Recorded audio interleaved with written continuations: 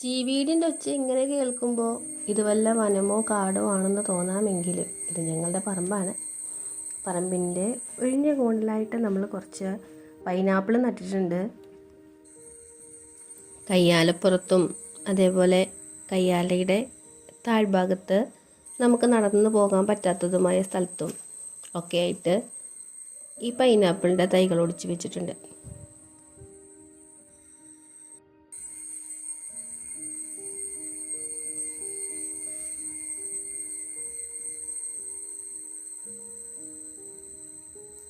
അപ്പോൾ അതാണ് ഇന്ന് നമ്മുടെ വിളവെടുപ്പ്. 2 പൈനാപ്പിൾ കിട്ടി. So happy.